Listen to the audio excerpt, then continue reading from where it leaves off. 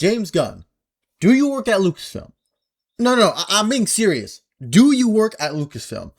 Because the marketing for Supergirl has not been good. But, Alex, you may ask, what in the world does this have to do with Lucasfilm?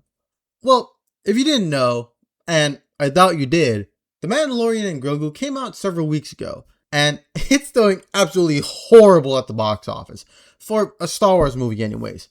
This is due to a number of problems, but the biggest one is people simply had no idea this movie came out.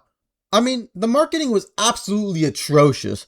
I made a whole video talking about that, so I won't go into all the details here, but needless to say, Lucasfilm's bad marketing strategy has led to this film probably becoming a box office bomb, which is absolutely insane for a Star Wars project, but it's as the famous saying goes. Reality is often disappointing. Which is a real shame because I actually enjoyed the movie quite a bit. And of course, I want Star Wars to hold the cultural weight it once did. This has me thinking, will Supergirl be the next victim of corporate mismanagement? Like, what promotional push has been done for Supergirl? At least for Mando, I could conceivably see Disney thinking they had the movie in the bag because it's Star Wars and Baby Yoda, things people care about. But Supergirl? She isn't really a character beloved by the general audience. Your more hardcore fans might care about her, but if you want her to have a major film, you gotta sell to people why they should care about her. I mean, look what happened the last time we tried this. The 1984 Supergirl film takes place in the Christopher Reeve universe, and that movie completely bombed. Last year, I made the outrageous claim that the new Supergirl movie would easily be the best of this year, but it's starting to look like I was a complete moron for saying that. Objectively speaking, there probably won't be anything that beats Project Hail Mary. I mean, that movie is the definition of absolute cinema. I suppose it's possible I'll subjectively enjoy Supergirl more, but the writing, the visuals, the music, I mean, literally everything about Project Hail Mary was peak. And unless Supergirl pulls her punches, I don't see anything beating it. In today's age, with the seemingly infinite options of TV shows, movies, books, video games, and social media content, you really have to stand out amongst the crowd. People don't have the time or money to waste on a mediocre movie. Even something like Mando and Grogu, which is like a 6 or a 7, can't survive in today's environment because if I can watch it on streaming, why would I pay upwards of $20 for a singular movie ticket? Not including concessions, which can easily jack the price up to $50 per person to watch a movie. You gotta be an experience. You gotta be an event. That's how you get butts and seats.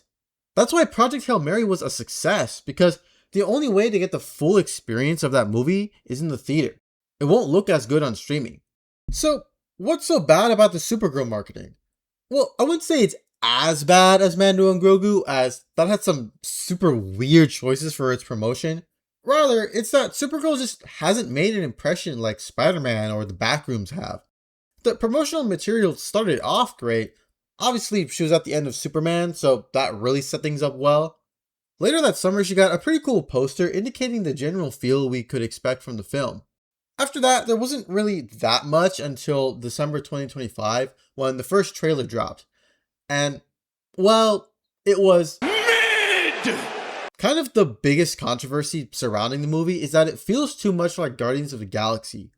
Part of my problem with the trailer, and really most trailers these days, is their excessive use of remixed pop music. It doesn't give an identity to these movies. It just kind of reeks of those TikTok edits of characters. Call Me Blondie does seem to fit the vibe of the character, especially given Kara is, well, blonde. But the use of this song just makes the trailer generic. Now, funny enough, I will say that whenever I hear the song, I do think of Supergirl. Not that it really means that much. I'm probably the only person this happened to. I just wanted to make a note of that. There also aren't any particularly memorable parts of the trailer. You had a few character moments explaining Kara's arc. She'll be helping some girl. That's about it. That doesn't really tell me anything about the story. So what exactly am I supposed to get excited for? After that, we got a few more months of radio silence until late March of 2026 when the second trailer dropped. Now, I think this trailer was much better than the first as A, we actually understand the emotional stakes of the story. We get a sneak peek of some cool action sequences we can look forward to. Lobo looks like he'll be awesome. and the trailer music was much better, though still a pop song. That being said, it's not like this moved the needle very much. Sure, people in the fan base may have talked about it, but I haven't seen many people in the general public discuss it. Now, objectively, the most recent trailer was the best. It dropped in early June and showcased the film's strengths the best. We got the emotional stuff with Superman and Crypto, the action looks pretty sick, and we actually get a sense of who the villains will be. This really should have been the first one to drop. But will this be enough to get people to watch the movie? Again, I haven't seen much public discussion around it, and while DC is in a much healthier spot than Star Wars is, we shouldn't be on standby mode just expecting people will show up. That's a recipe for disaster. Current predictions for the opening weekend say the film will only make $55 million. That's worse than Mando and Grogu. And the budgets for the two are about the same. Now, this number doesn't include pre-sale numbers. Plus, in reality, the second weekend is more important as it determines if the film has good word of mouth or not. Mando and Grogu dropped off by 70% in its second weekend, getting beat out by Backrooms and Obsession.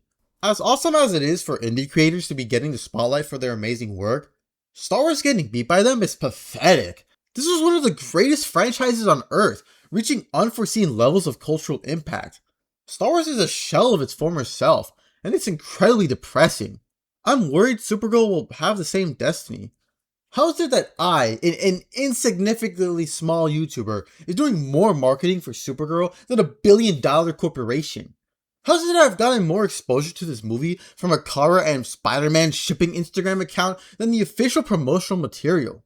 Sure, Kara Zor-El may not be on the same popularity level as Star Wars or Superman, but she's still a pretty big character. I don't understand this whole tactic of, oh, let's just drop this movie silently. It's complete insanity. To add insult to injury, we got another stupid controversy from the fandom menace side of the internet.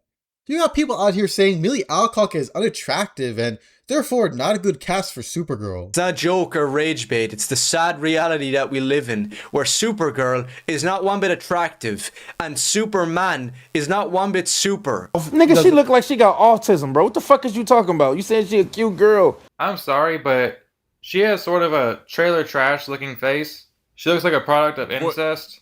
Wait, what? Wait, what?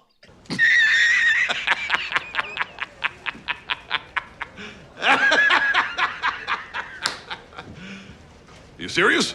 Alright, for all you calling Millie Alcock ugly, I got one question for you. Why are you gay? And I'm not even trying to make an insult, it's a genuine question. Look, obviously I understand attraction is subjective, but come on, ugly? Don't you think that's a bit excessive? You, as a straight man, are gonna look me in the eye and say this beautiful lady is ugly? You are gay. That's also not to mention her looks have absolutely nothing to do with the character. If all you care about in media is gooning, go play Marvel Rivals. We cannot continue having these L takes in the community. As someone who's quickly come to love Supergirl, it's pretty sad to see all this. The company doesn't seem to care about advertising her movie, and the people talking about it are either Snyder cultists who won't let that universe go, or weird fandom menace guys needlessly attacking the actress and her looks. I want people to like Supergirl. I want people to understand her legacy.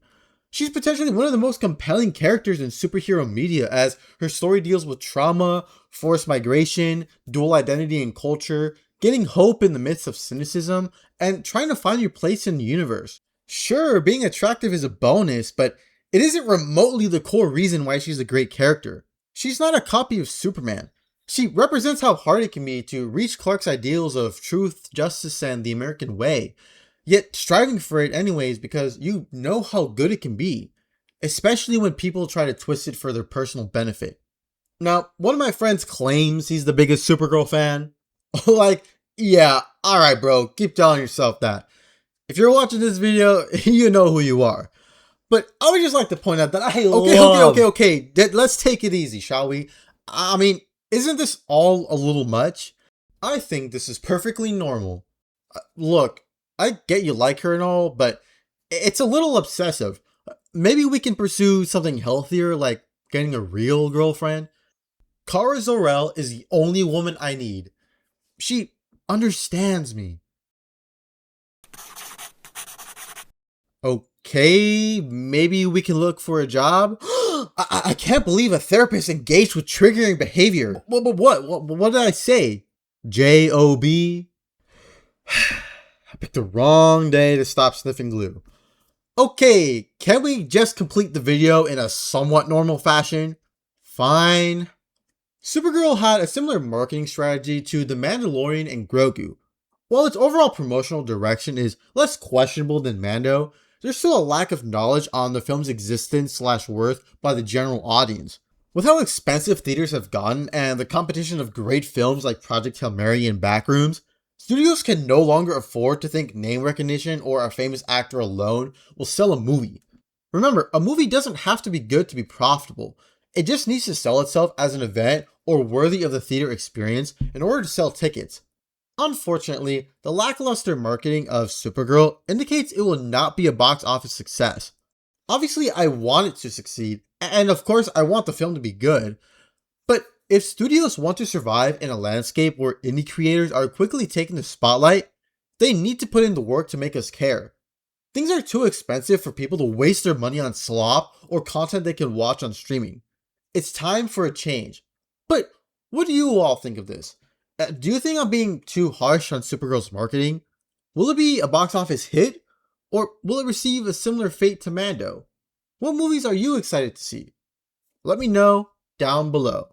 Thanks for watching, and may the Force be with you.